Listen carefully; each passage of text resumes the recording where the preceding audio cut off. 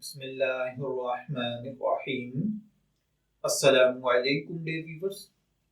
ہمارا آج کا ٹاپک ہے کیا روٹی پکاتے ہوئے عورت کا روٹی کھا لینا حرام ہے اور کیا ایسی عورت جنت میں داخل نہیں ہوگی؟ عام طور پر یہ کہا جاتا ہے، خواتین میں یہ بات بہت زیادہ مشہور ہے، خصوصاً بڑی بوڑھی عورتیں یہ بات بیان کرتی ہیں کہ جب کوئی عورت روٹی پکا رہی ہے تو اسے شریعت کا حکم ہے کہ تمام روٹیاں پکا کر ہاتھوں سے لگا ہوا آٹا اتار کر دھو کر خوب صاف ہو کر روٹی کھائے۔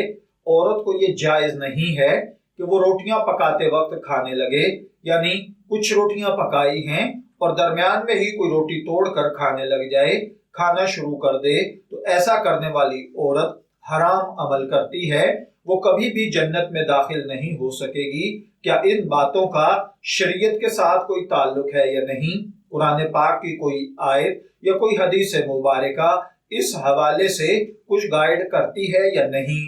تو دیکھیے بھائی اور بہنوں، جہاں تک بات ہے روٹیاں پکاتے ہوئے درمیان میں کھانا، اس کو آپ ناشائستگی کہہ سکتے ہیں، بد تہذیبی کہہ سکتے ہیں، لیکن قطعاً یہ کہہ دینا کہ یہ حرام ہے یا یہ عورت جنت میں داخل نہیں ہو سکے گی، یہ بات غلط ہے۔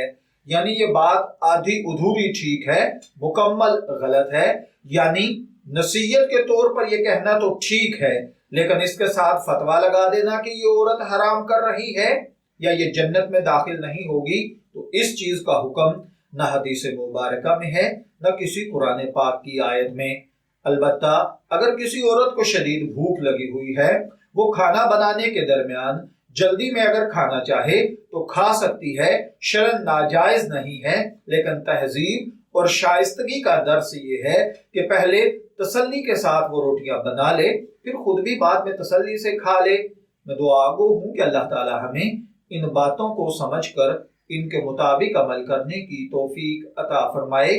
شبیر احمد کو اجازت دیجیے، پھر حاضر ہوں گے کسی نئے ٹاپک کے ساتھ۔ تب تک کے لیے اللہ حافظ۔